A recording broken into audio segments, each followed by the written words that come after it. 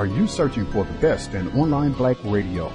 Then go to blacktalkradionetwork.com, helping you filter through the noise. Real talk, black talk.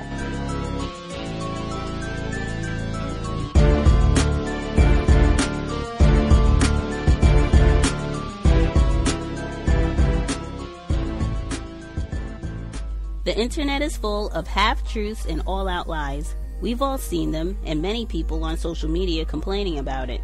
Here's your chance to show and prove. WorldAfropedia.com is a black-owned and operated encyclopedia.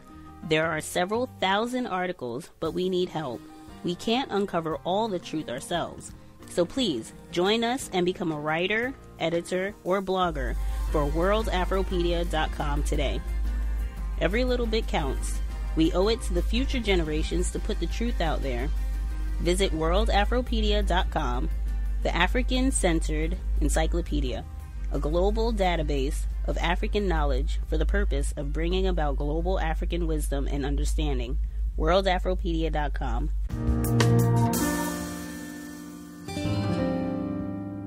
There are many tough and complicated stories we're following, and we're going to get to them later in the show, but we wanted to start today with love. Dr. King was right. We must discover love, the redemptive power of love. And when we do that, we will make of this old world a new world. That was the Most Reverend Michael Curry, presiding bishop of the Episcopal Church, giving his address at the wedding of Meghan Markle and Prince Harry, now the Duke and Duchess of Sussex. And it was only one of many extraordinary moments which highlighted the Duchess's African-American heritage. A black gospel choir singing Stand By Me, a young black cellist, Sheku Kana Mason. And we're joined now by someone who was very instrumental in that wedding, Reverend Bishop Michael Curry. Thank you so much for joining us and for that powerful address. Hello, how are you? I just want to start with your impressions of the happy couple and what it was like to give that address with so many people watching. Well, I can tell you, as you said, the happy couple, that's exactly what I saw and experienced. Two people who were deeply happy and joyful and profoundly in love with each other. And you could see it in their faces, the way they looked at each other, the nonverbal communication between the two of them. It was just obvious. And it became contagious in the physical space there in the room. I mean, their joy and love kind of put smiles on people's faces. And so that makes all the difference in the world. And it really did make a difference. You started the sermon with the words of Martin Luther King, and you referenced slavery and colonialism in the heart of British aristocracy and former empire. I must say that took a lot of guts. Well, I took my cue from the royal couple. They selected the scripture passage, the Song of Solomon, or Song of Songs from the Hebrew scriptures in the Old Testament. And it's a love poem right there in the Bible. Mm-hmm. In that text, there's the poetry between the man and the woman who are deeply in love with each other. But there's a moment in the 8th chapter, toward the end of the book, when the couple, when the woman in particular, for a moment, for several verses in her poetry, actually stops referring to their love for each other and starts talking about a greater love, that you get the sense from the poetry that she sees their love as actually being an outgrowth of a greater love. And so when they selected the text, I realized that that greater love that the woman in the Song of Solomon was talking about was in fact what Jesus of Nazareth was talking about. And Dr. King picked up his cue from Jesus of Nazareth. And so the selection of Dr. King emerged out of that because I realized that that quote, which is not one of the ones that people know all the time, actually said it all. We must discover the power of love. And that's how you make a new world. That's how you make a new world. That message also came from you. You've long campaigned for social justice issues here in the United States. You've defended same-sex marriage. Context of white supremacy. Gus T. Renegade in for another broadcast, hopefully to share constructive information on the system of white supremacy. Today's date, Sunday, May 20th, 2018. So I have been told. Long awaited return of the Global Sunday Talk on racism. The flood caused so many disruptions with the broadcast and life in general for Gus T. Has taken a while to kind of slowly get things back together in some semblance. We'll still be working on that beyond today, but at least this is one important component. We had listeners in the States and beyond who appreciated this broadcast in particular, the opportunity to hear victims of white supremacy who are in different parts of the world to hear their views, thoughts on racism, white supremacy, get an opportunity to ask some questions. Certainly this weekend, with all of the attention that has been focused on what I have branded the royal tragedy, certainly this weekend, I thought folks might be interested in hearing what some of our listeners who reside in that part of the world, since they're at ground zero for all of this, hearing what their counter-racist perspective is on all of this. Insert cowbell. Thought it would be great timing. The number to dial, 641-715-3640. The code 564943 pound. Press star 61 if you would like to participate. Again, this is not the typical broadcast. This is 90 minutes, and that is it. So this is not a broadcast to dally. If you have questions, comments that you think you might want to ask or participate in the discussion, go ahead and call in, get a hand up, because we are only doing 90 minutes for the Global Sunday Talk on racism. Before I get to our guests and some of the themes to talk that we want to talk about today, my yoga incident, I have to make sure I get on record. This doesn't even relate to racism directly. I attempted, I'm on the West Coast, so it is a little after noon, Sunday afternoon.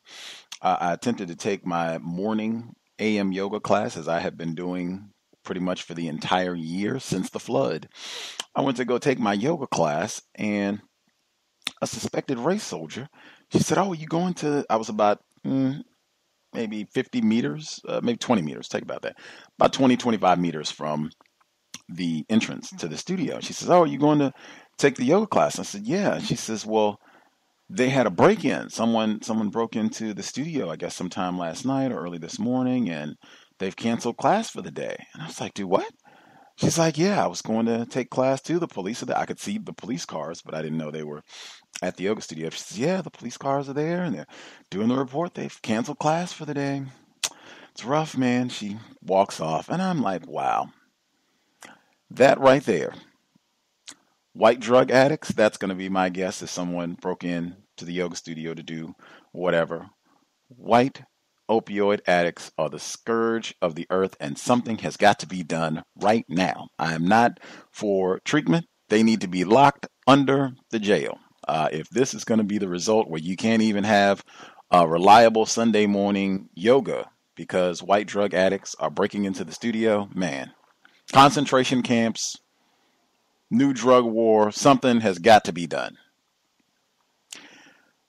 Back to context of white supremacy. Our folks for today, I'm actually going to have to work a little bit because I generally try to call our folks that are going to be participating from outside the United States. Today, some of them are ringing in via our line on the Skype line, so I will have to kind of check to see which folks are dialing in, I think, from the States and which people I think are dialing in that might be from outside the States. Let's see. We have Mr. Fox. Are you with us, sir? Correct. Greetings. Always grand to have Mr. Fox with us. Longtime investor, supporter in the cows, operates the YouTube channel that has been super helpful in lots of folks being able to access the content, archives, help a lot of folks even find the cows, just surfing YouTube and finding content that helped them get a better understanding of racism, white supremacy. I am trying to get Jude with us as we speak, one of our victims of white supremacy in Austria. He's been on the broadcast a few times. I've been trying to ring him and having a little bit of difficulty adding him on the line. I'm going to try again right now. I guess just in the interest of preserving time, since we do have Mr. Fox with us while I'm ringing in, your thoughts on, you're at ground zero, your thoughts on the royal tragedy, aka royal wedding that went down over the past weekend, and all of the attention that has been focused on this event? I would have to say it has been absolutely disgusting. Absolutely disgusting. See, the average English person, a lot of people, depends, because if you want to talk to the average white male, they're not really interested in the royal family. But then you have to go by the age and the generation. You say people either between 40s downwards, they don't really care about the royals, but the older generations, they do. But when you talk about women in this country, women like a good wedding, especially a royal wedding, and for black females, and I would say particular black females, this is a magical moment, and it is like a gotcha moment because of a lot of, especially coming from a West Indian background, and for the old so-called colonial past, which Britain have. A lot of us come from the Caribbean islands or West Africa, and the relationship with the royal family is very strong, especially with the grandparents. But there was like a real life kind of royal kind of soap opera with the Diana and her passing and her being kind of prior with the royal family and her wanting to marry someone who wasn't classed as being white by the royal family, her splitting off, her cheating husband, her doing all this kind of charity work, and then she dies in kind of very suspicious circumstances. This now is being seen as the kind of she's winning in the end, kind of, because her offspring is now marrying someone who's classed as, well, there are elements of the black group who will call her black and some will call her, not black, but they see it as, a win for the black group. But a black person is now going to be a part of the royal family. And just to see this and the news coverage on it is very sickening, but it seems as entertainment. And for the royal family, it's seen as being extra refinement on the royal family actually changing right now. Like they've actually got someone who's classed as non-white, but really is classed as, could be a black person, but at least she's not, the blackest of them. She's someone who's going to be socially accepted, especially within England, where, people who are classed as mixed race, as Meghan is, are seen as the kind of the new black person, well, the preferred black person. Well, just the whole coverage on it, it's just been disgusting. I didn't watch the wedding at all. I've just been, seeing parts and posts on social media, but for the actual wedding, I didn't watch it. I missed all of the watch parties myself, even from this side of the pond. They had a quote in the New York Times today, and it said they were talking about the racial aspect of all of this and what a glorious moment this is. And they said, in a place that is so white, in an institution that is so white, in a country with serious race problems, it was a gesture of profound significance, and it was a hugely symbolic moment on a global stage with the potential to change the world's view of the royal family and perhaps even Britain's view of itself. It seems fair to say that never have so many minorities among the congregation as well. It seems fair to say that never have so many minorities been among the congregation as well as the clergy and musicians in St. George Chapel at one time before. I'm stopping right there. And I'm even just looking at the language from those couple sentences in this report from the New York Times this morning. Symbolic, stage. You generally have plays, theater, something that is not real. We understand that this is something that has been scripted. This is an act that we're watching if it's on a stage, generally speaking. This is the same type of language that I recall when President Obama was elected, and even the audio segment that I began the program with today, it was called Royal Wedding, was filled with symbolism of African American history. Symbolism. One of our listeners, I think Red Nevada, she was wondering if this is comparable, if this is, I think the way it was phrased, if this is the UK's Obama moment. Meaning, metaphor, but meaning the way that President Obama, and like I said, they used a lot of the same type of language, symbolism, the symbolism of the Obama presidency and having a black family in the White House. So much of that was trumpeted for 8 years, and this is making so much progress and how we see the world and how we see black people. Do you think it's comparable to say this is similar to the election of President Obama in the U.S., the Duchess of Sussex now? I would agree. I probably agree with that because, I would agree with that. And I'm kind of surprised with the article you read that they said we're a country with so much racial problems. Is that what they said? That is what they said. In America, they pointed to Americans to the UK and said that. I find that very interesting. But I would agree with that because I can't see there being a black prime minister. I could see there being a prime minister in the future who is who has a white parent or a black parent. I could see that happening. But for a country which has such a high demographic of people who come from a white parent, that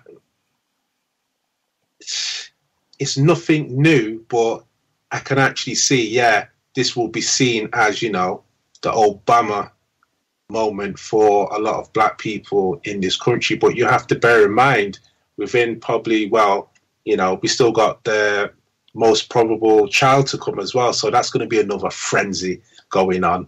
And that will probably be coming in the next year's time. So, I would agree with you.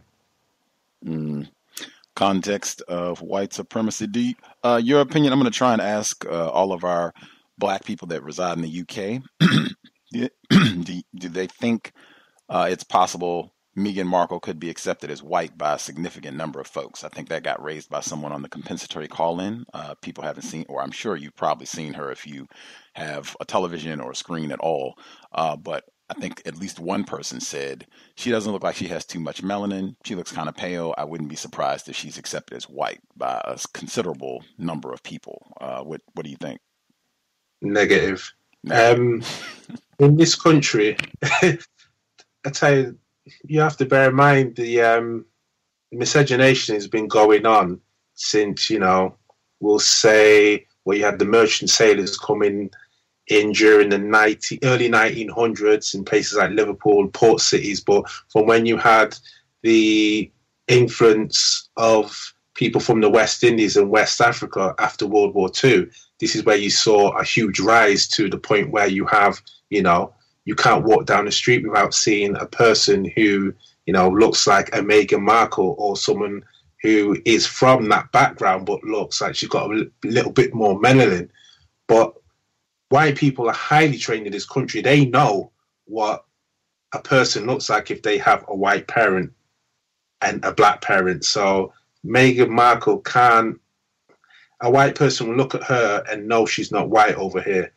Some might act like, what your background is, but, majority would know. They'll look at her and her hair and her face and know, she could be, they might think you might have some people thinking she's Moroccan, but, some will look at her and go, they'll judge her by the other Meghan Markle's walking around and go, they'll class as being someone who is mixed race. But she ain't getting on the white team.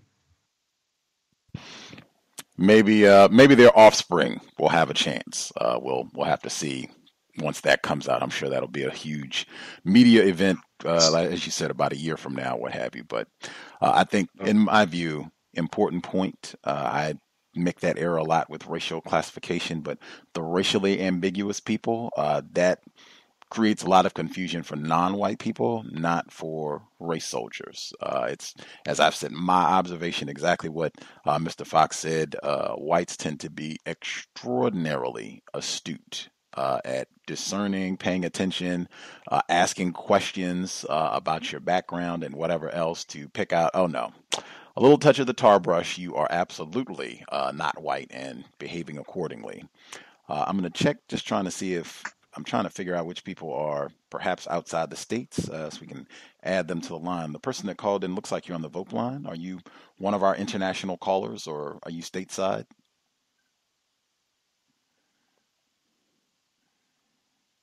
Maybe they're just listening. Were you just listening?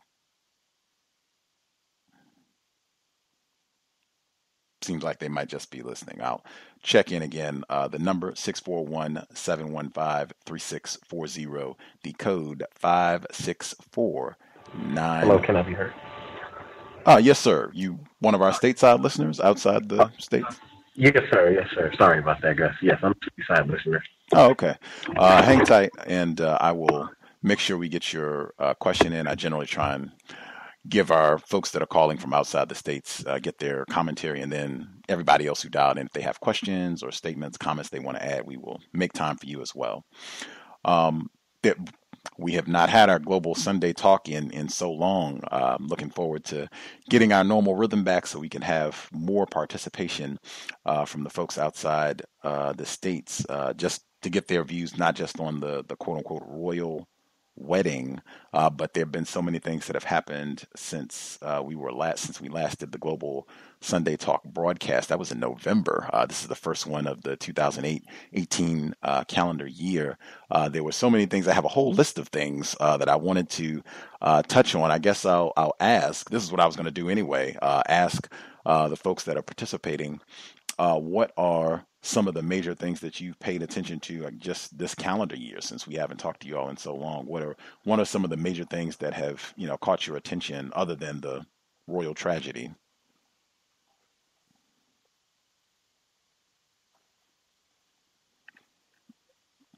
Mr. Fox? Oh, sorry, I'm the only one here, aren't I? Wow, I'm trying to think now. Are you talking about UK or just in general? In general. In general. There's been so many things. I think I would say, just to pick one, I would say how white women have just been on a roll in the space of, I think, 14 days. They've just been giving me so much material to work with for videos. It's absolutely unbelievable. But it's, I would just say it's something which has always been present, but because with, technology and everyone's got a camera phone, a lot of these incidents are being recorded. Like back in the day when there was no, smartphones with, 9 megabyte, cameras, you couldn't record all this stuff. But with today's technology, people are just, pressing a button on their whatever recordable devices they got, and they're just recording everyone from police officers, race soldiers, white women, racist man, woman, and child are being recorded and put on Front Street. But that has been one thing which I've noticed, which is in the past 14 days, 2 weeks, and I don't think it's gonna let up for now. But that's one thing what could come to mind I can actually state. White women specifically, and them being, I guess, violent, aggressive, racist in public spaces against black people? All the above. All of them. all of the above. The videos I have seen, I think the latest one I saw where a guy was, the video description was he was driving in, I think he was in Las Vegas. He might have been driving in a apartment complex, and he got out his camera and he must have been having this altercation, well, verbal. He was in the car, she was standing up, and she was just shouting out all the buzzwords. You know, he's got a gun, help, help, all the words which will, you know, bring every single, well, Las Vegas is I think is an open carry state. So, you know, if this black male's in a car and it's just white woman shouting all these words like gun and all the other words, which have put many a black town in the early 19th century to a torch. She knows the score. She knows how powerful, you know, a white woman, the picture of a white woman, her actually shouting for help, and you have a black male there, what that can do, especially in the 21st century and what we have seen. So seeing that type of behavior, and the great thing is it's coming from all types of white females. Just talking about white females right now, it was coming from, you know, all types, because we had the one in the Yale University, and so you had her, and then you had the one at the barbecue where she called the police because you had the black family barbecuing in a barbecue designated area of a park, and she's something like a PhD in, I can't remember what exactly, I think I've got it somewhere, a picture on my hard drive, but she's, you know, she's an educated white woman, you know, coming out and doing their duty, their sworn duty, which has been very, for research purposes, has been great. Context of white supremacy, I think we have talked about the significance, monumental significance of white women in maintaining, refining, expanding the system of white supremacy. That one of the incidents on the compensatory call-in yesterday, the black mother and her 17-year-old child, they were terrorized in their vehicle. It was a white woman involved in that. They broke out the glass in the vehicle and called them niggers. I think they self-identified as white supremacists and told them, you niggers don't belong in our country. She was with, I think it was her son, but they both got arrested. But they got the mugshot of the white woman and white man who participated in this terrorist act. But yeah, I think all of the folks who are focusing on white men as in fact, Al Sharpton, victim of white supremacy, Reverend Al Sharpton, they asked him about the royal wedding this past weekend. They asked everybody. And he said that the royal wedding, it represents the last breath of white male supremacy. He has VGQ, victim guaranteed qualified. He can, you know, take whatever stance that he wants to take. I don't have a problem with Al Sharpton. You shouldn't either. But the problem is not white male supremacy. The problem is racist man, racist woman, racist child. Before I get to some of the folks who dialed in, if they have questions or comments, as I said, I had a list. There's so many things that have taken place that I wanted to address from the global perspective. One thing that we have not talked about pretty much at all on the cows, other than me voicing my displeasure and saying that I have not seen Marvel's Black Panther at all, nor do I have any intention to anytime soon. Can you give us, I guess, the perspective from your view in the UK? Like, was that a big phenomenon? Or I guess even more importantly, the question I wanted to know, have white people in your part of the world been as excited, pleased, happy about Black Panther as the sense that I get here, that whites in this part of the world have been really, really thrilled, really, really happy about this movie? Let me think about that one. I seen the movie. I downloaded it about 2 weeks ago. It is absolute warm garbage water. Absolutely horrible film. White people over here, I don't think they've been I don't think many of them actually like the film.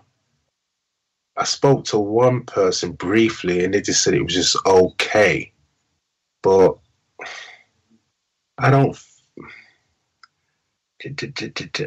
I see more of a buzz for the movie in the US more than over here. That's me personally. You might have to ask someone else, Andrew or Jude, basically in Austria, what it might have been like there. But um, white people, as I've said, I spoke to one white person, he said it was just okay. Now, I think he might have been looking at it from a different view than, I think he might have just been looking at it from the storyline and how it was comparing to a lot of the other Marvel movies. Because comparing it to the other Marvel movies, it's not that great. But when you actually look at the storyline and what they're trying to place into that actual movie itself, it's warm garbage. Glad I did not invest my time and energy viewing the product. Now, that is interesting. I am going to put a pin in that to ask other black people in the UK and just around the world in general to ask them to see how white people have responded, to see if they corroborate what you're saying, where you said it seems like there's a bigger buzz about the film here in the States. People were paying attention to it, but it wasn't, this is greatest thing ever and we got to go see this, and oh my gosh, historic type of film. The people that are dialing in, if you use the vote line to participate, if you can, like when it gives you the option to put your name in, if you put your country in, that would be great, because then I'd be able to easily pick out the people that are outside the United States, like our caller in South Korea did. Our caller in South Korea, are you with us, sir? Hello, can I be heard? Crystal clear. Good to hear from you. Likewise, it's currently Monday morning, 4:32 a.m. I woke up for the call, so I didn't catch the beginning of the program, but it sounds like you guys are talking about the wedding and Black Panther. So I'll touch on the royal wedding, or as you call it, tragedy first. From here, it seems like a lot of people in the States are really, really excited about this. When I logged on Facebook, I see a lot of family and friends, and they're really excited, like this is going to do something to end the system of racism, white supremacy. I just don't see what's there to be excited about. But like I said, yeah, my family and friends, they watched it and they were very excited about it. I didn't really challenge them on it because I was just trying to minimize conflict with non-white people. So I just didn't engage in any banter or debates about it. Black Panther, when it came out here, there were a lot of black people excited about it, myself included. I thought, hey, maybe this is going to be a great film showing us black people in a positive light. And I was really excited to see it. I went to the movies and I walked out feeling extremely depressed. It's just a movie about black people fighting other black people. I really didn't see the point in it. I can see why white people like it, because it's about a black man who kills another black man, So I can see why they're excited about it. I think that's all I want to talk about for right now. And if you have other questions, just let me know. I'll mute my line. For sure. Since you're here, I will definitely get my question in about the Trump summit and what have you that they've been discussing for the past few months. I'll bring that up a little later. Again, the number 641-715-3640, the code 564943 pound. Press star 61 if you would like to participate. Like about to go to the folks who dialed in if you have questions. Right now we have Mr. Fox in the UK, our caller in South Korea. How did you want us to identify you, sir? You can call me Kendrick in South Korea. Kendrick in South Korea. Fantastic. Global Sunday talk on racism, and I am super appreciative for you waking up that early. I am a big advocate of black people getting lots of rest, so for you to wake up that early on a Monday morning to participate in the broadcast, wow, thank you kindly. I hope it is worthy of your time and energy. You could have been getting your REM cycle on. Let me see, do I want to I'll go ahead and get to some of the folks who dialed in since we are short. I will just mention briefly, I have tremendous respect for that. I think that should be a core part of our counter-racist code anywhere in the world.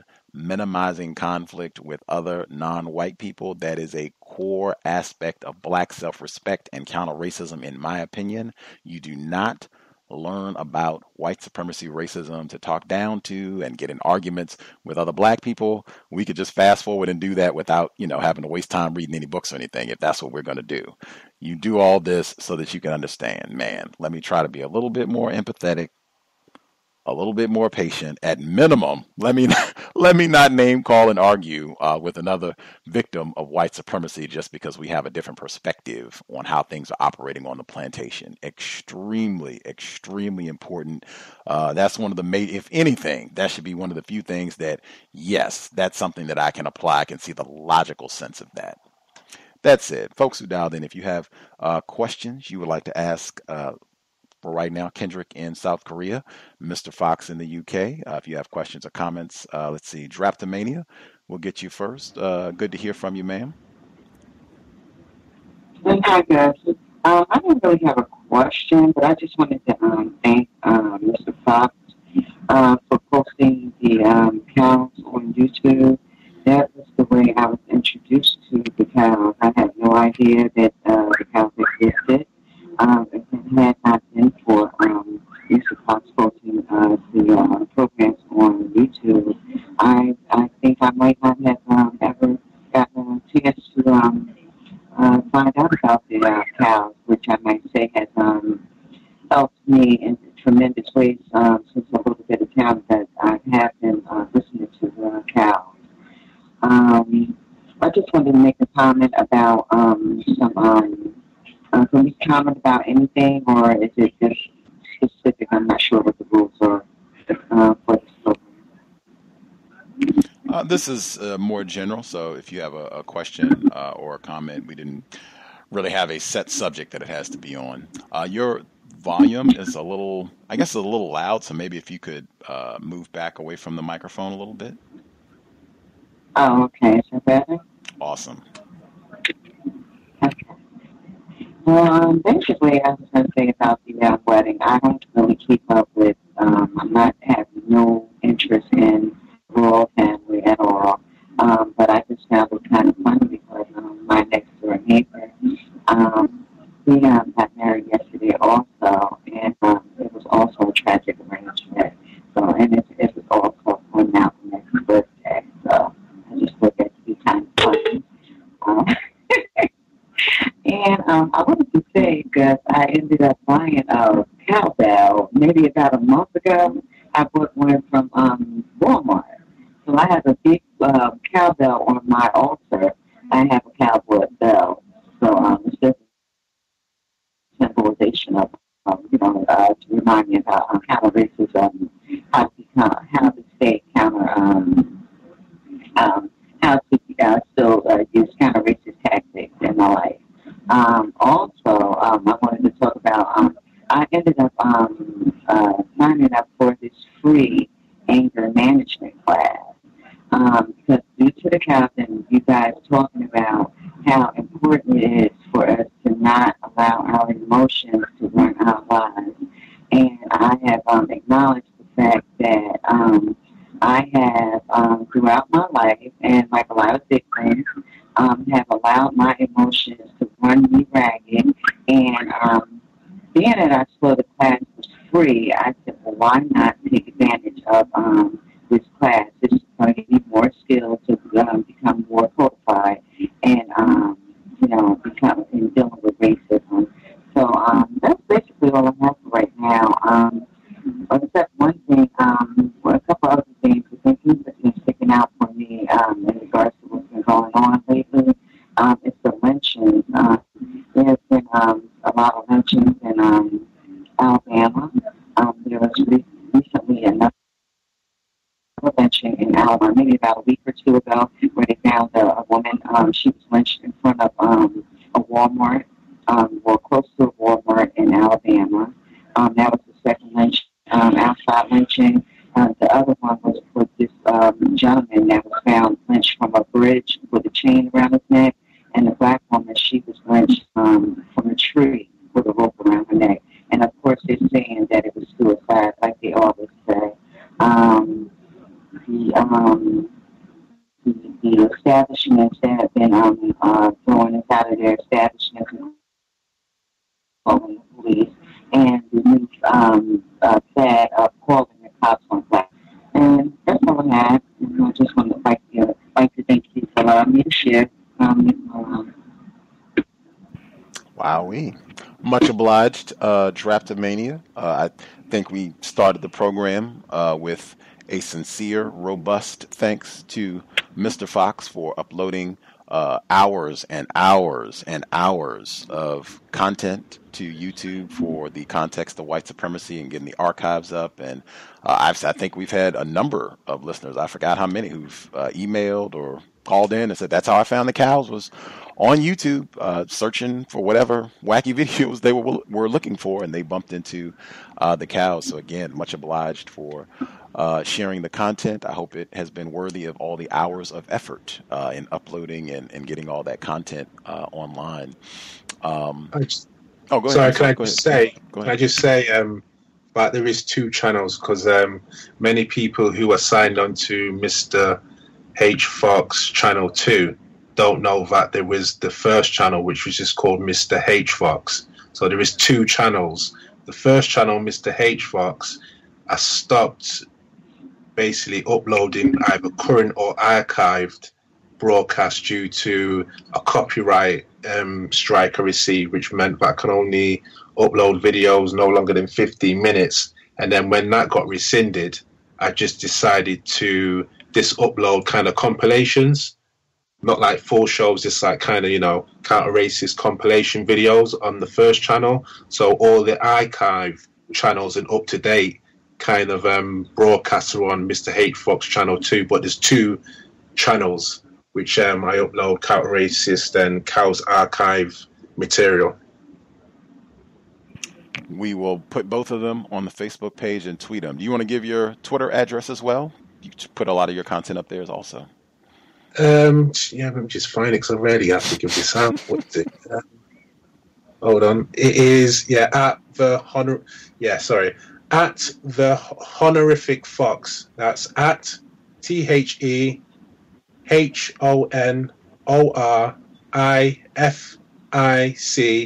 and then Fox, FOX. Spectacular. We will retweet his page on my Twitter feed as well. So folks who follow, you'll be able to easily refollow, tweet, access the content. Again, thanks to Mr. Fox. That is so funny. When I heard Draftomania, when she was saying that she got a cowbell, there are other cows listeners who have purchased a cowbell as a result of the program. We had one cows listener. She said, you should get cowbells that have the cow's logo on them, and then you could sell those. That would be so cute. You can make like keychains. I said, you've got to be joking. We certainly did not start out to sell keys, keychains, cowbells, T-shirts, none of that. It's not what the vision was when we started all of this out. But I definitely appreciate the mnemonic to keep counter-racist ideas, suggestions, thoughts, to keep that, to be mindful that that's what we're supposed to be doing. Outstanding. Other folks who dialed in, that's so funny, her neighbor got married on the same day. Other folks who dialed in with a hand up, Red in Nevada, the tragic arrangements abound. Red in Nevada, did you have questions, comments that you wanted to share? Yes, well, thank you for allowing me to speak, and hello to everyone. Definitely appreciate the callers, outside the state's callers' input. I guess the one question that I had, I know like you had basically touched on the fact of maybe Ms. Markle being possibly like the Obama of the UK, but has anyone actually kind of dissected that whole tragic arrangement for what it is? Because I remember, I can't remember who it was. I think it might have been Dr. C.O.W.S. during the like Obama years, was kind of, people would say that he was harsh on Obama, and kind of, I guess, seeing what the symbolism and how this was damaging or damning to Black people. I'm just wondering if anyone has, I guess, of somewhat prominence or what have you, done that same thing over in the UK with Meghan Markle. And also, I wonder how does any of like the UK or anyone else who's aware of like the UK, if you feel like this may be a way for like the Parliament to kind of roll back any potential benefits or supposed benefits that there or laws or what have you that they are trying to enact for non-white people. And that's all I had to share. Thank you for allowing me to speak. Appreciate that, Red. In Nevada, Mr. Fox, did you want to handle those? The first one, I've basically there's just the excitement that you have, someone, depending on who you will speak to, some people might say she's Black. Well, over here, people will look at her. There's not that much confusion of someone who has a white parent. They're not necessarily, designated the Black title, but they're seen as being, well, they're one of us. But a lot of people, especially women, see it as, one of us is now in the royal. One of us is now in the royal family. So that's how they see it over there. Over here. But there's no. I've not heard anyone coming out with, well, I have seen a couple, headlines on social media, watch out, Meghan, this is the person you are marrying, referring to his past regarding his Nazi uniform attire at I don't know if it's fancy dress or Halloween he was at. And there was an incident when he was actually in the army training. I think it could have been at Sandhurst. And I think he said something to another Asian cadet, called him a Paki, which is a racial slur in the UK, short for Pakistan. So a racist slur for a Pakistani person would just be not saying the full name, just call him a Paki. And that's a word which has been designated to Asian people. Doesn't matter where they're from, since Asians started coming over in mass in the, I think, late 40s and 50s. So he referred to one of his comrades in arms as a Paki, and that was caught on, I don't know if it was either a mobile device, it was caught on a video camera, and I think he might have been holding the video camera, and he called him a Paki, and there was a furore about it, and it went away, just like the Nazi uniform went away. So that, I think that rose its head. But, like with all white people who, they say something racist or commit a racist act, it's always, that was years ago, that person's changed. So, it doesn't stick with them. But so it's like, no, I've not seen anything because I've not really been reading much about it. Just, I knew they were engaged, and then all of a sudden I'm in work and it's, the wedding. What about the wedding? There's discussions about the wedding in work, and, you got obviously the men in the office who don't care, and the women who, do care. They just want to see her dress, this, that, and the other, the excitement of it, and then people going in about how they don't like the royal family, and then, how much revenue the royal family bring in due to tourism. So you've had them discussions, but more than that, no, I've not heard anything. What was the last part of the question? Sorry. Oh, it's fine. The last part was like with the Obama years, they kind of used that as a way, racist white supremacists used it as a way to further subjugate Black people in the U.S. And I was just wondering if maybe with this whole wedding, I'm wondering if maybe Parliament may try to implement the same thing. And of course, this is predictive, but just wondering how much, if any, influence the royal family may have on laws, because I feel like I've heard that they really don't have any influence, but then with all the talk of symbolism, is this maybe a way or an excuse for more rolling back of anti-immigration and stuff like that? Because I know I did follow Brexit, And though it seemed like, at least from what I heard from the news over in the U.S., it seemed more along the lines of being people, the people over there being against like immigration, and wondering like how that may all play into these new possible new laws or what have you. Thank you, and I'll mute my line. Yeah, I understand what you're saying now.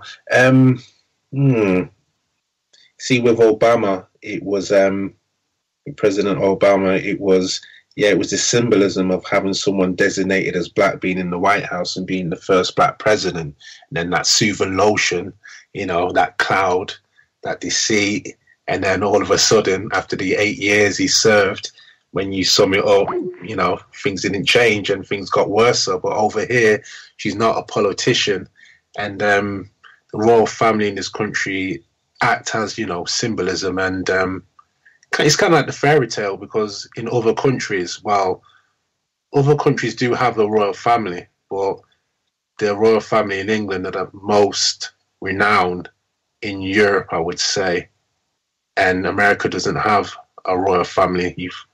The white people fought many years ago to get rid of that royalist regime, but they're still in love with it now in the 21st century. So I don't know if they were this is I can't see it, but you never know. I can't see anything else changing and them using this as a opportunity to do something which is gonna harm specifically people classified as black, because they do things a lot more refined over here than they do in the US.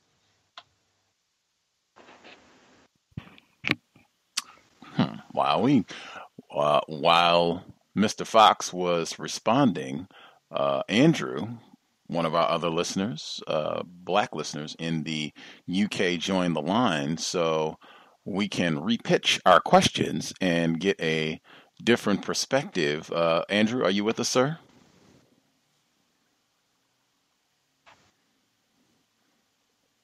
Maybe I spoke too soon. Are you there, Andrew?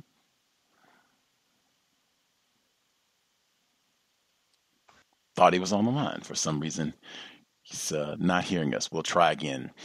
While I'm working to see if we can get Andrew on the line, looks like he should be here, but while we're working to get that resolved, our caller, victim of racism, white supremacy in Dallas, did you have commentary that you wanted to share? Hello. Oh, there we got Andrew. That is not our caller in Dallas. That is Andrew in the UK. Good to hear from you, sir. Good to hear from you. Sorry, I've got this new Skype app on my mobile, so I'm just getting ready to. I'm just getting used to using it. But great to hear your voice, Gus. Oh, for sure. You too. I've missed all of you all since not been able to do the broadcast with the flood disruption, but we are back and ready to roll. We were asking, of course, we had to ask about the royal wedding since you're at ground zero, royal tragedy, excuse me, since you're at ground zero. For all of that, I'm trying to think of some of the main questions that were asked. I think Red in Nevada, do you want to ask your two questions again of Andrew?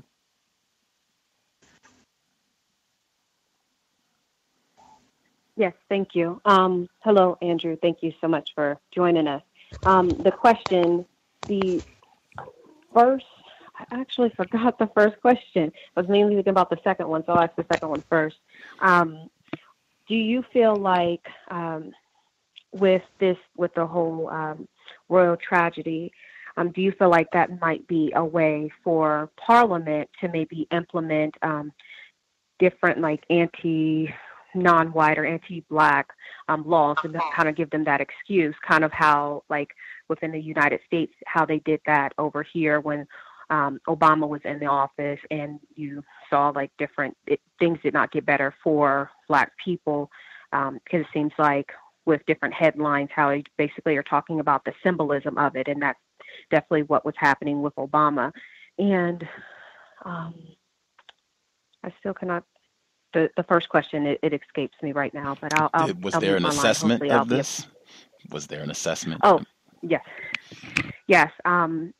With also because just comparing it to Obama, I know there were some people who were during Obama's years.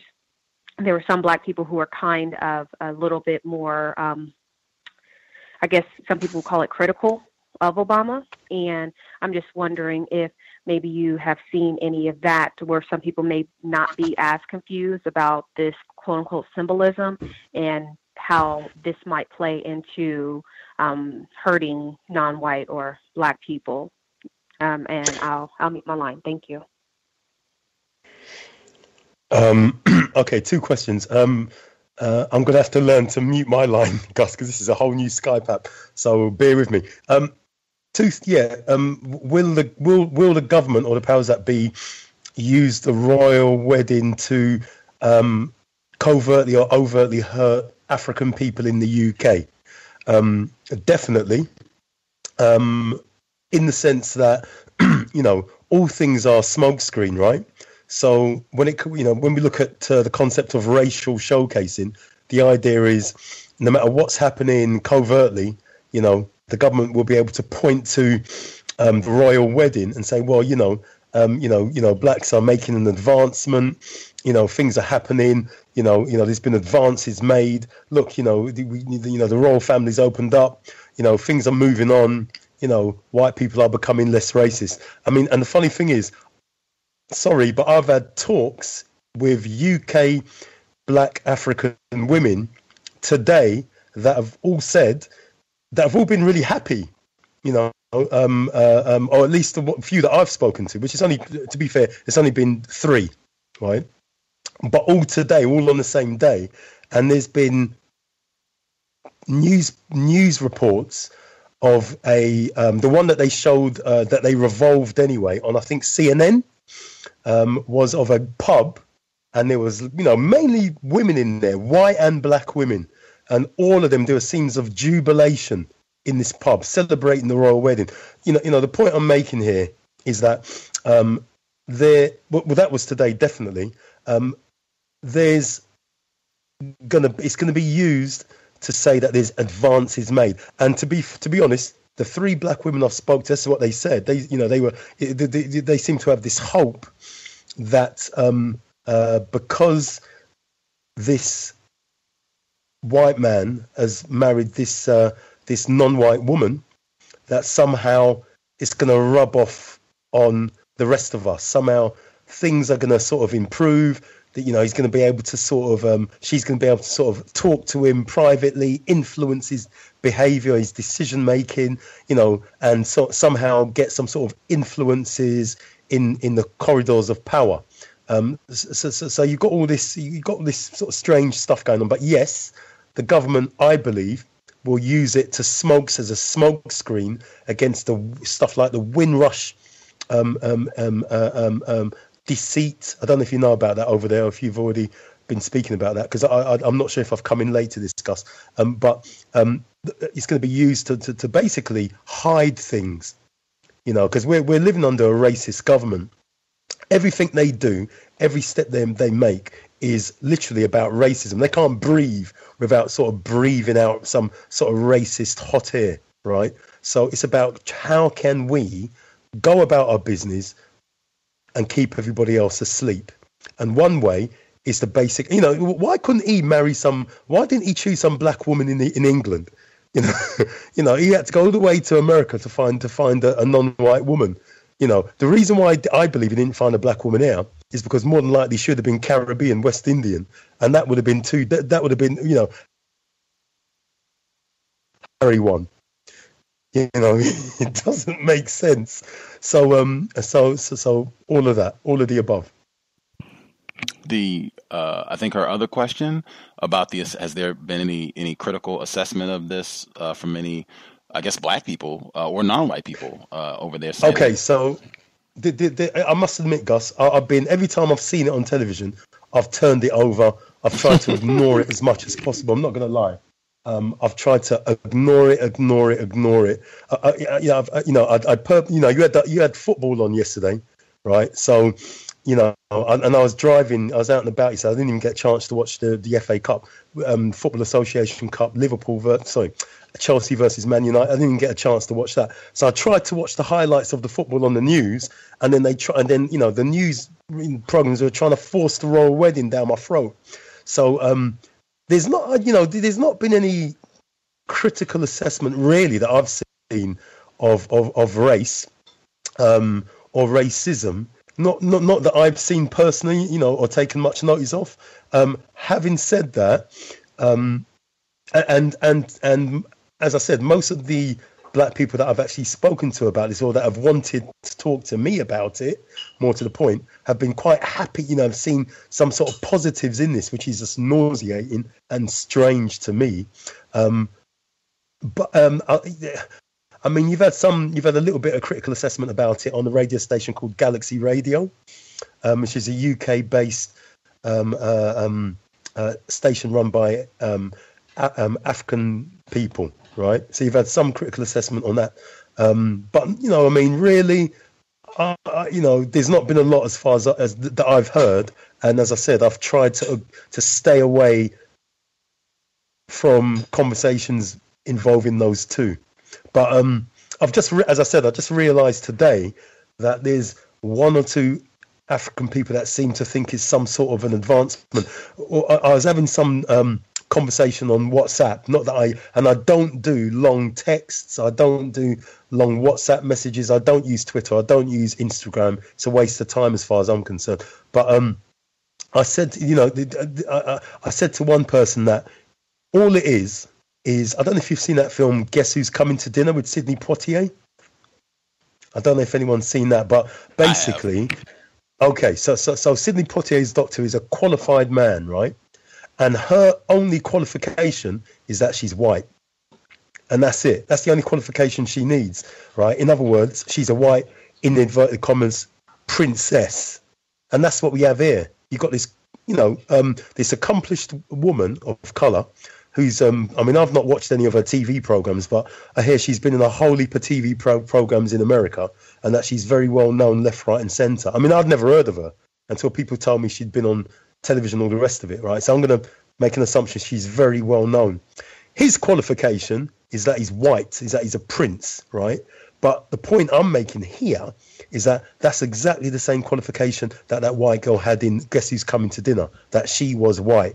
You could be whatever you want to be, as accomplished as you think you might be, but the only qualification a white person needs is to be white to marry you, right? And that message needs to get rammed home, right? As far as I'm concerned, right? And this is the whole thing about what some people have said to me today. We've made it. There's been advancements. We're moving up. We're marrying a white person. And it's just wholly wrong. Do you know what I mean? Now, and I say this not as a caveat, but I'll say it. When the system of racism, white supremacy has been brought to a total end and replaced with justice, and you can go out and marry who you want. I'm not against black people marrying white people. Under a system of racism, I'm against it then. And I said to somebody, two people today, I said, ending racism, equality does not begin in bed. It doesn't start in bed. Do you know what I mean? And, people seem to get, some black people seem to get angry when you say that. There you go. Context of white supremacy. Bedroom integration.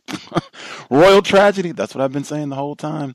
People that, let's see, the person who dialed in, to make sure I do not miss any of our callers. Person 6946. If you had a question, comment that you wanted to share, you should be with us. Good afternoon, Gus. Good afternoon to all our callers overseas and here in the States. This is the software developer from Wisconsin. Can you hear me? Crystal clear. Good to hear from you this Sunday afternoon. Yes, sir. Thank you. First of all, I just want to reiterate, I know this has been discussed ad nauseum, but I just want to reiterate, thank you, Mr. Fox, for uploading the videos. That was the way I found the cows as well. And also, I've been watching your own videos that you've created, and they've been highly constructive as well, so thank you very much. I did have a question about, I know this has also been discussed ad nauseum, the royal tragedy, as Gus has termed it. Do you think, two things, do you think that this is sort of being used in a way as a genetic upgrade for the royal family?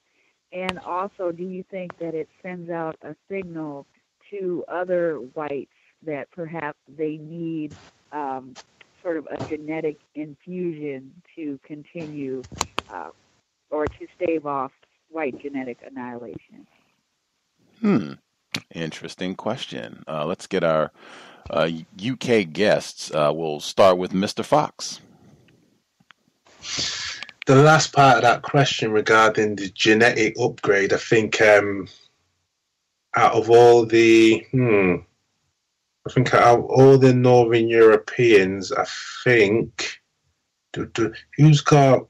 I think I might have to ask this question. I think Andrew might have to answer this question after. But I think out of all the Northern Europeans in Europe, I think the UK have the most tragic arrangements in Northern Europe. I think after the UK, Holland might be next, but talking about the UK, especially the lower classes regarding people classified as white, you know, you've had many non-white children born from, you know, early 1900s to present day. So these genetic upgrades for them are here and present. So what was the first part of that question again? Oh, I'm sorry. Did you see this as a genetic upgrade, and also do you see this as sort of a signal to other whites across the globe that perhaps they need to take in our genetics to stave off white genetic annihilation? Whites in general, or do you mean like royal families? Well, whites in general. I have this theory that the royal family, or quote-unquote royal family, is used as sort of white supremacist idolatry. You're right, Lovey. I've got it on mute at the moment. Nope, we're not on mute, Andrew. We're not on mute, Andrew. We are not on mute. We can't hear you. Okay, apologies. Yeah, your first part of the question, yeah, I get it now. It's been a lot of the lower classes, though, within these countries where you have, you know, Northern European countries and their old, you know, unrefined practice of racism, white supremacy from their, you know, colonial outposts in the Caribbean, in certain parts of Africa and other parts of the world.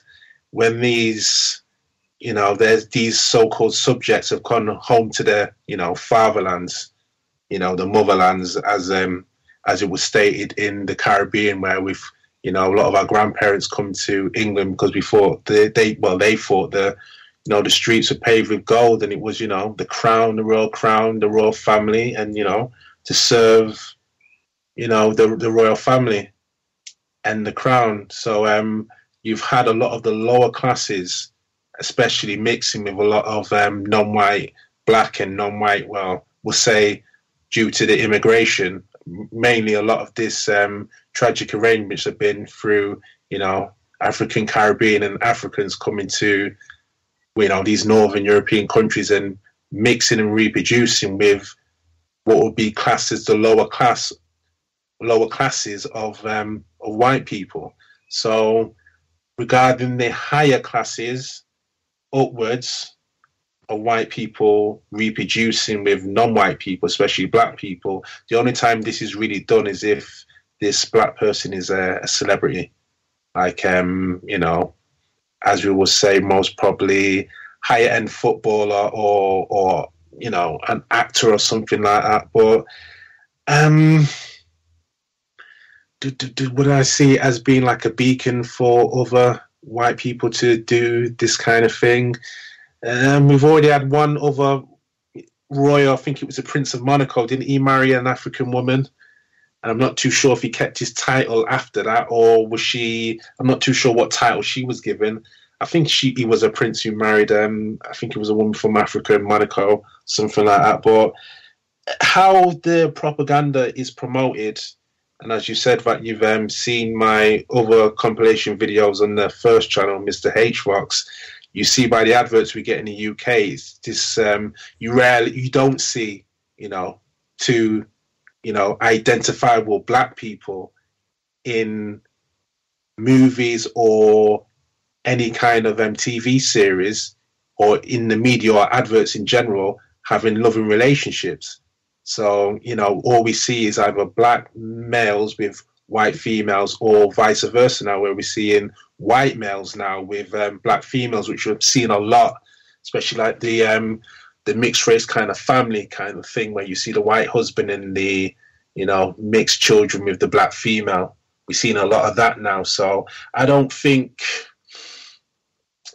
Princess Harry's just done something which, a lot of white upper class people have done since, colonial times, where they went and, they had sex with a lot of the enslaved black women, sometimes made them, their favorite concubines and had children with them. So this is what he's done on a bigger stage, where he's actually married someone who's non-white, but the person he's married is someone who's very light in complexion and very acceptable to white people. Andrew, did you want to field the same question from our caller in Wisconsin? Yeah, apologies earlier on. So the question is, are white people bolstering up their DNA using black DNA?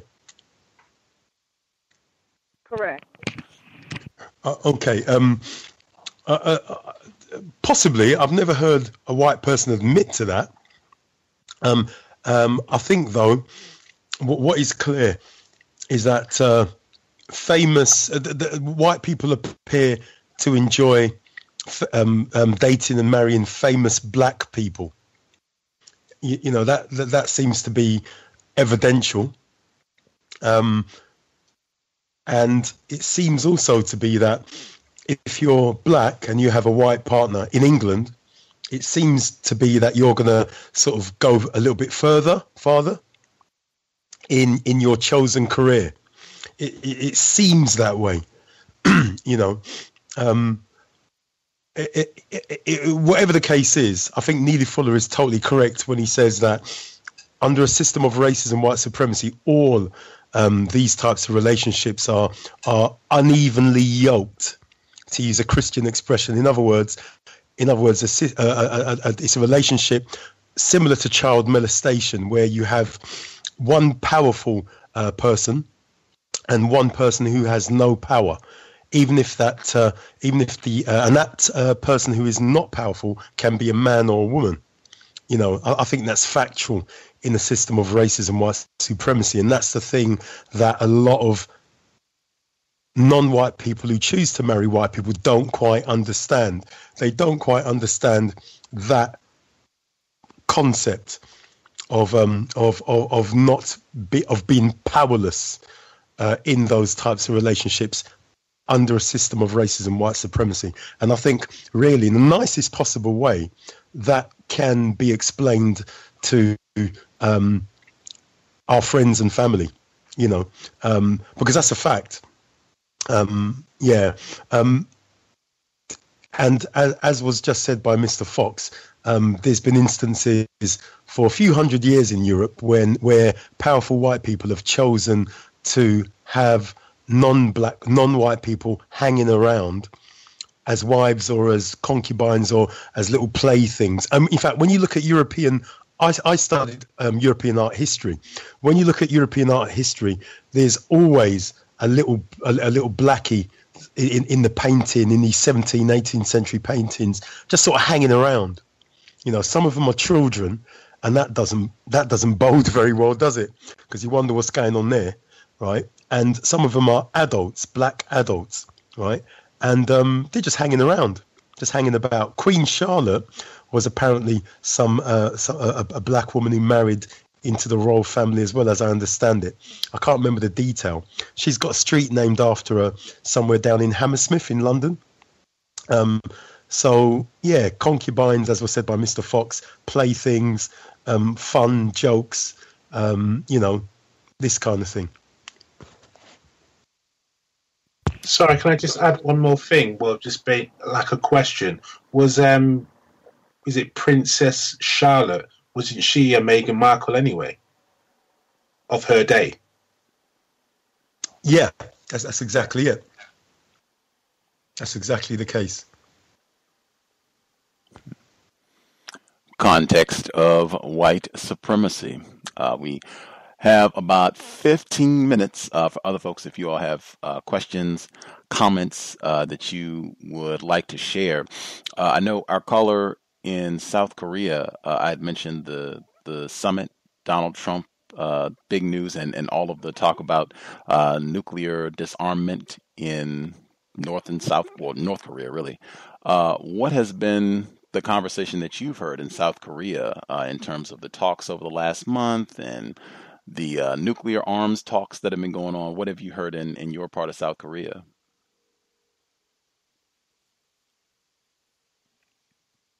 Oh, sorry, I was muted. Well, I'll start with the meeting between Kim Jong-un and President Moon at the border. A lot of Koreans, they were excited for that meeting because, you know, they've been separated by, for 50 plus years. And I think it's because of white people, the Soviets and the United States. I think, you know, when you look at wars, white people, they're always behind it. So the South Koreans have been really excited about the meeting and the possible disarmament of North Korea's nuclear weapons. I'm not too hopeful for it because, I don't know, I just feel like living here, I've seen how, or just living abroad in general, I've visited 19 plus countries now, and everywhere I go, white people run everything, literally. I just got back from Kenya and Tanzania, and it was just, I just saw so many white people running everything, and I saw black people, able-bodied men sitting on the street doing absolutely nothing. So I don't know how to feel about North Korea's possible nuclear disarmament. It's really up to white people. They can do anything they want. I hope Kim Jong-un has some self-respect and doesn't bow down to these white people, but you never know what he may do. He's a very unpredictable person, so I have no idea, Gus. And also, just to speak to Red's question, I think she asked, could this be a possible cover-up for white people to impose some kind of laws or sanctions against black people and use the cover that the Duchess is white? I would say, yeah, that's definitely a possibility, Red. You saw that with President Obama. Right after President Obama was elected, KKK membership went up. It skyrocketed. But then you would also have white people telling you that America can't be racist because Obama, the president, is black. I've also seen that with white travelers here overseas. Sometimes they try to disguise their racism behind the fact that they are dating a black person or that they work with some NGO in Africa. Like, I'm supposed to care or suspect them or not suspect them of being a racist. So that's all I have to say at this time. Thank you. Appreciate that from an early Monday morning in South Korea. Context of white supremacy. Before I get our caller in Florida, I'll go ahead and get our caller in Florida. Caller in Florida, did you have a comment, question that you wanted to share with our listeners? You should be with us, sir. Oh, yes, sir. Can I be heard? Yes, sir. All right. Thank you very much, sir. Greetings to Gus, the host, the listeners and callers. I had a question and a comment. My question to the callers from outside of the States, especially with this, I think what the wedding or whatnot, has there been any kind of news reports on, I think the white lady name is Kate, like her showing contempt, the nonverbal contempt, like maybe not her saying anything, like her having a sense of disgust for Meghan, like any kind of, I know they call it tabloids and all like that. Is there any kind of news reports showing that? Let's see. Andrew, you want to handle that one? To be honest, I really don't know. I don't, as I said, I don't read tabloid newspapers at all. I just don't read papers like that. I've not seen very much on television. I've been told that there has been some stuff like that, but I personally haven't read it or seen it because I don't read stuff like that, and I personally can't remember seeing stuff like that on TV. But if I'm really honest, as soon as I see stuff about them, I just switch over. You know, maybe I need to watch it to look for it. But I must admit, every time I get a whiff that they're going to start talking about them too, since I've seen them two on TV, I'll just switch over straight away. You know, because I don't want to know about them. I just don't want to know. But I've just been told by a reliable source, but that there has been stuff like that about her derogatorily, you know, put on TV. But then there would be, wouldn't there? Because, you know, it's you know, Serena Williams, Meghan Markle, you know, any black woman who's going to marry some well-to-do white man, they're going to get critiqued, and they're going to be called all the names under the sun. The only thing I would ask is, somebody told me that none of her black family on her mum's side were at the wedding. So I don't know. That's not that I watched it, but that's the bit that I find interesting. But anyway, Mr. Fox.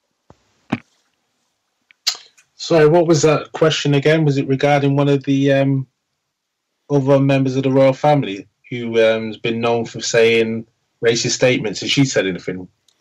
Was that the question? Yes, I think Kate specifically making any sort of racist or derogatory comments during this whole affair. Is that woman's name, Kate? She wore the brooch. Did she wear that brooch? The Blackamoor brooch? Is that the lady we're talking about? I believe that is the person.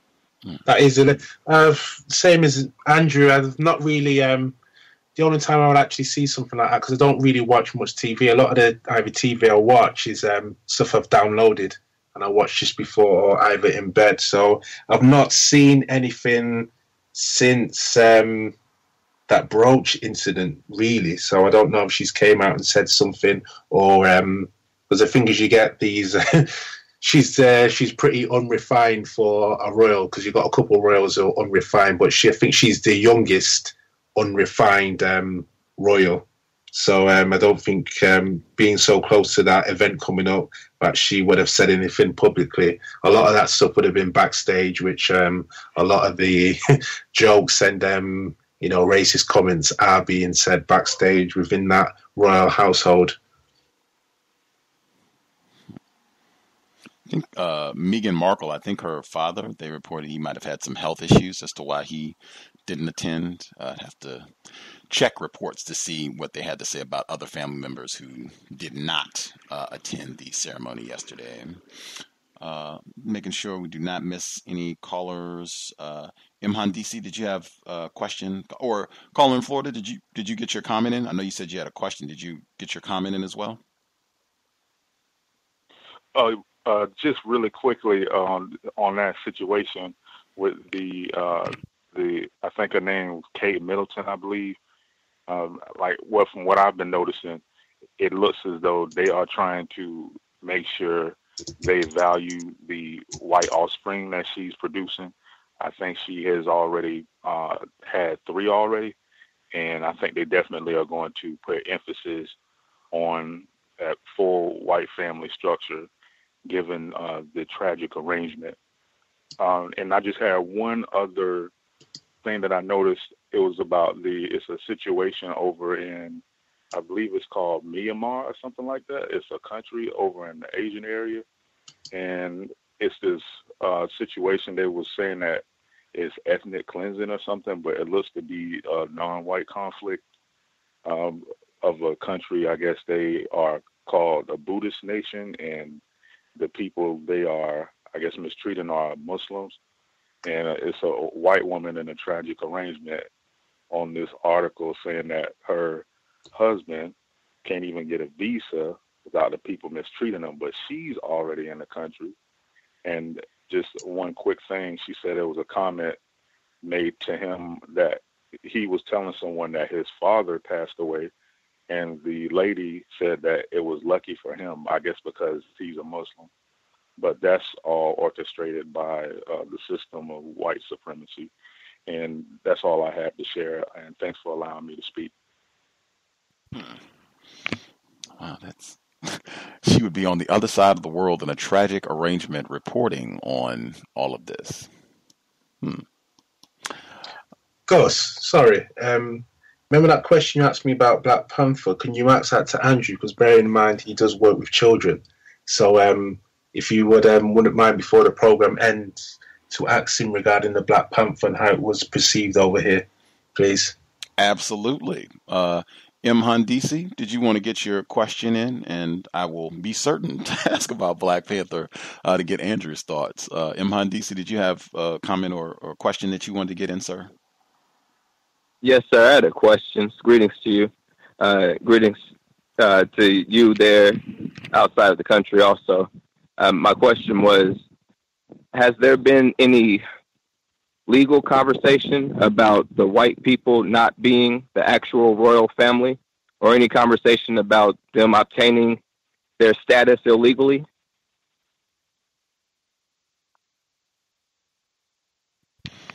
Let's see. Mr. Fox, have you heard anything about that? So the question was, the royal family as it is now, them getting their status is illegal. Is that the question? Have I heard anything about that? I don't know exactly how to say that, but I'm trying to say that, is there any conversation about the white people that are called the royal family? Is there any conversation saying that they are legally not the royal family? That I've never ever heard that that question, or the or any person bringing that up saying that the royal family now in existence is not the true royal family. Out of all this either scandals or conversations or TV programs you see, it has been either conspiracies regarding Princess Diana and her death. I think one of the Queen's sisters, either her having a child who is illegitimate and was given up to foster care and stuff like that. I've heard different stories, but I've never heard about the present royal family being illegitimate. Never heard anything about that. That's new to me. Yes, thank you. Andrew? What, is that a question about the royal family? Yes, sir. Have you heard reports about them being illegitimate, not the authentic royal family? I've never heard anything saying that they're not the authentic royal family, but, you know, I mean, if you look at the history of royalty in the UK, you know, I think this family is called Windsor. Yeah. But when you go back in time, you know, you've got the Tudors, you got a king. Oliver Cromwell 500 years ago cut the head off of a particular king because the king was apparently a tyrant, and under Oliver Cromwell he instigated the Houses of Commons. That's where the Houses of Commons came into being, and then for a little while it was more or less a republic, but they wanted to have a king back again when Cromwell died. So, so at different time periods, you've had all different, you had different royal dynasties, if you like, fight and kill each other and take power for a little while. So as to whichever dynasty is the authentic one, I don't really care. Basically, I really don't. I don't care. I mean, really, they're just all. And the other side of it is that when you understand what Cromwell did, you then understand that the royal family, he took away their system power, right, if you like, from the royal family. The royal family, and gave it to the Houses of Commons. In other words, Houses of Commons are the mouthpiece, the political mouthpiece of the royal family. So the royal family are not supposed to make political comments. They do sometimes, but they are not supposed to. They're meant to open Parliament. Yeah, that's what they're meant to do, right? They're not meant to make political comments, and understanding that dynamic is quite important to, a thing to understand about how the UK political system works. The royal family are meant to open Parliament, and they're meant to say, you're meant to say, and it's called the Houses of Commoners because it's meant to be full of commoners representing the common man, right? But in terms of the dynasty or what's the authentic arm of whatever royal family, as far as I'm concerned, they're just all the same. Appreciate that, Andrew. The caller 0889, last four digits 0889. Did you have a question, comment that you wanted to get in? Oh, yes, I do. To you and your guests. I was looking at, I guess, reading reports. Has there ever been any instances in Britain when that royal family has ever fought to improve the living conditions of black people in Britain? And have you ever heard of any, because I haven't seen any articles where Prince Harry, he married a Markle, where he's trying to fight to improve the conditions of black people. The only articles that I've seen is for Prince Harry dressing up as a Nazi, and I've heard about somebody else, I think it was Prince Philip, making racist comments about the Aborigines people in Britain. He asked the guy from who was an Aborigines descent, does your people still carry spears? And the other thing, too, is my other question is, if something were to happen to Harry,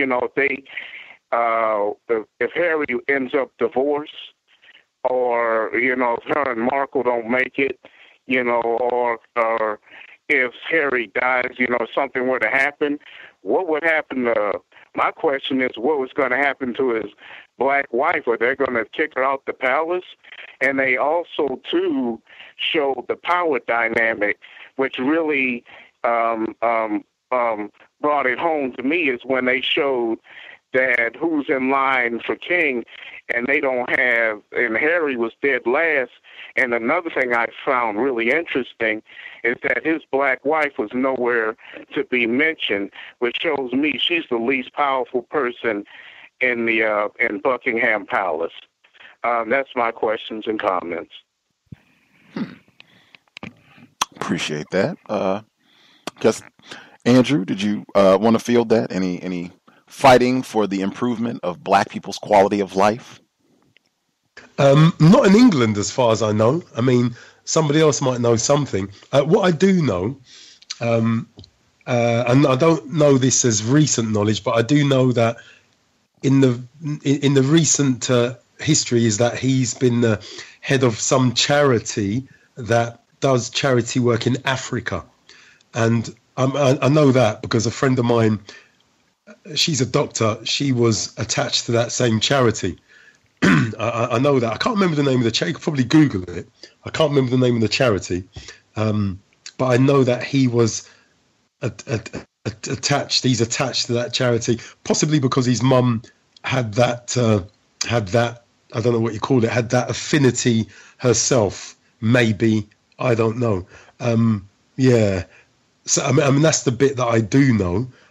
Not that I think that's worth anything personally, because just because you got a pet interest, that doesn't mean. I mean, it's rich, isn't it? It's very rich, whereby you can go all the way to Africa, right, and mess around with poor black kids there, but you can't do nothing for the black kids in your own country, right? So that's an easy one. Do you know what I mean? That's an easy one. So and that's the point I made to my friend who's a GP. Sorry, is a pediatrician working for that same charity.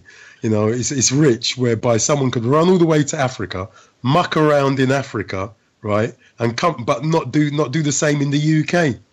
So, but maybe I do not know enough about what he does or what he donates his money to in the UK. I'll put that out there as well. Maybe I don't know, and maybe somebody else knows stuff I don't know. with all of the hoopla over this past weekend about diversity and inclusion and the rapid changes, symbolic changes that this wedding represents, I think we would have heard lots of detail about that. They would have included that with what a historic moment for the marriage yesterday. We pretty much did our 90, but the question, Mr. Fox wanted to make sure that I asked Andrew. I brought up the film Black Panther earlier in the program to just see, to see what the response was outside the United States. So, Andrew, your sense specifically, how have whites in your area responded to the film? Have you seen whites who are really excited, pleased about the film? Just trying to get a sense of what people outside the States are seeing.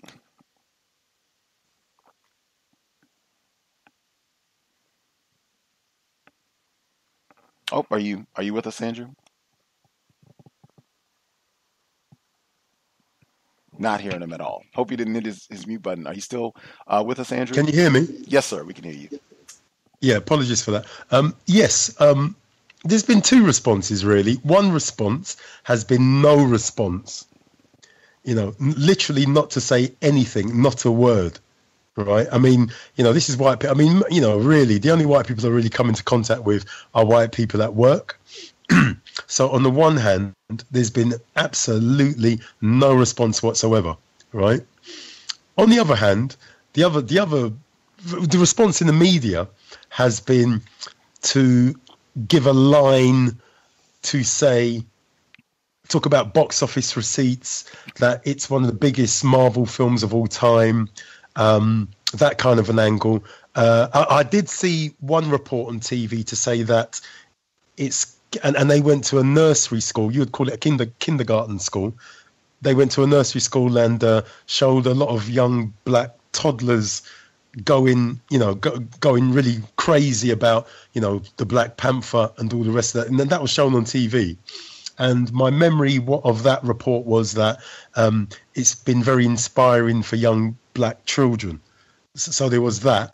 One or two of my white students said that they've gone to watch it and it's a really good film. Didn't really conversate a lot around the iconographic images and what the Black Panther, so what the Public Enemy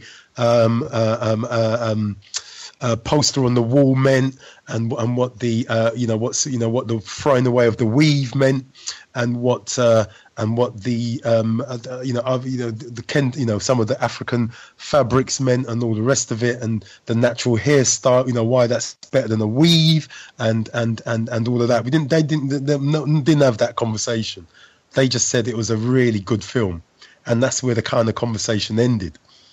So, I mean, I didn't hear nothing negative, but then about the film from white people.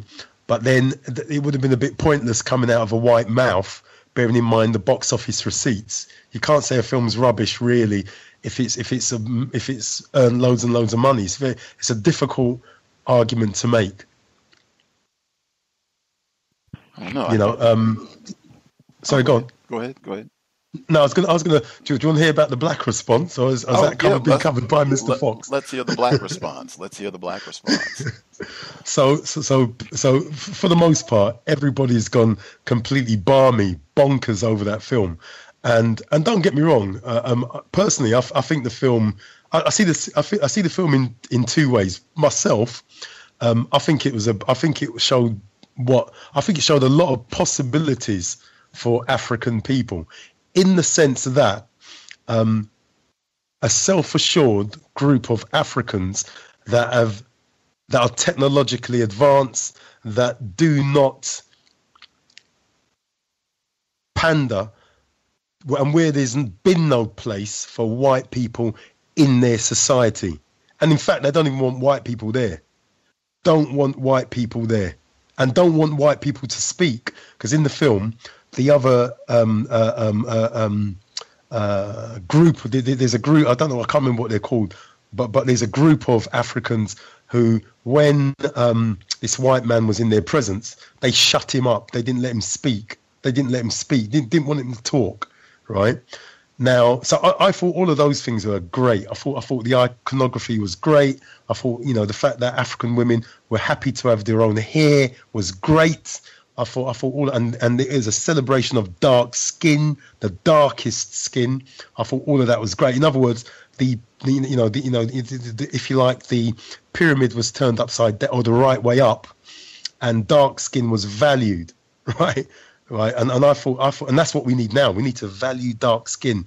At the moment, it's not that way, and I think we need to turn that pyramid back the right way up and put dark skin at the top of the pyramid, along with natural, real hair, and not just as symbols, but as, you know, this is where we're going, right? That's just what I think, right? The problem with the movie was this, right?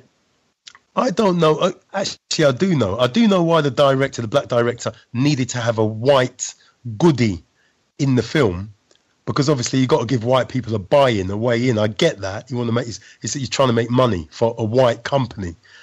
If I was to make the film, or if it was made with black money, right, I would like to think that you wouldn't need to have a white man in the storyline at all, unless it's as a baddie.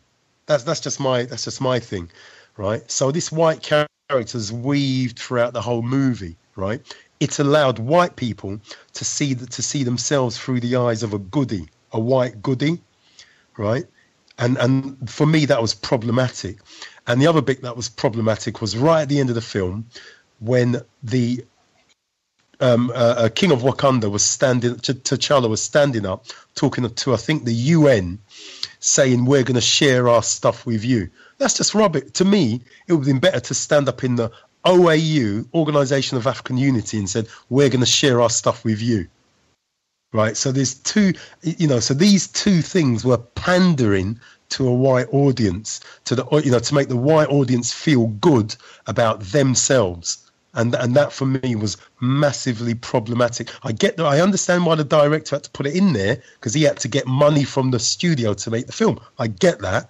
But it's still problematic. It would have been better if he had done, for African black people anyway, it would have been better if he had done what Melvin Van Peebles done, right, and cast all white people in the position of baddie in the film Sweet Sweetback's Badass Song. There are no good people in this film, and there are no good white people in this film, and that's it.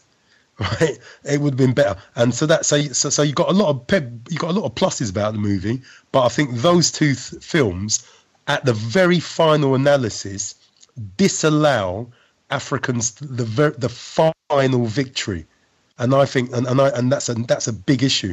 I don't think a lot of black people. I think and for me, I think most African people in this country totally miss those 2 points. You know, they took all the good bit, but they missed those 2 points. So subconsciously, there's still a good white person somewhere. I'm not saying there isn't a good white person somewhere. That's not what I'm saying. But the point is, you and I don't know which one's good and which one's bad. So as Muhammad Ali said, you shut the door on all the snakes. You don't know. You know what I mean? As Neely Fuller said, not all white people are racists, but all racists are white people. So we shouldn't have them in our films. Do you know what I mean? Or at least we should cast them in that light. Do you know what I mean? You might not be a racist, but we don't know. So we're not going to take any chances. We're going to shut you out. And that was highly problematic for me with the film. But I think some of the iconography was great, and all the rest of it. It lifted a lot of African people. It made a lot of African people in the UK start talking about technology, start talking about Africa as being good, start talking about Africa in a positive light, start saying that Africa is rising, start bigging up Africa, and not only believing the hype about Africa is rubbish. So from that point, and I've heard black people vernacularize in that direction. So. Context of white supremacy. Wowee. We did our 90. We will be here next month. It'll be summertime when we're here next month, right next to the solstice for the third Sunday in June. But hopefully we'll have June and some of our other listeners in the UK. We can get their thoughts, not just on Black Panther, but some of what else has transpired over the next 30 days or so. But Thankful we were able to get the Global Sunday Talk on Racism back on the air. It's been too long. Very great to hear from all of our listeners outside the states, the ones that were here with us this week, Mr. Fox, Andrew, Kendrick in South Korea. And as I said, hopefully by the time we're back next month, we will have even more of our folks who usually participate in this broadcast. Thanks to all the folks who listened, called in, questions, comments. Hope it was worthy of your Sunday afternoon. We should be here on Wednesday, normal time, 8 p.m. Eastern, 5 p.m. Pacific. You can check the Black Talk Radio Network page. You can check the Facebook page for updates, any information. You can drop an email if you have questions, gripes, guest suggestions, untiljustice@gmail.com. Again, huge thanks to everyone for participating. Loved hearing from everyone outside the states once again. Thanks again to Mr. Fox for uploading the content to YouTube. Years of support in the program. Thanks to Andrew. Good to hear you back on the broadcast, sir. We'll look forward to hearing you again next month. Kendrick in South Korea. Sue, I guess it's close to 6 a.m.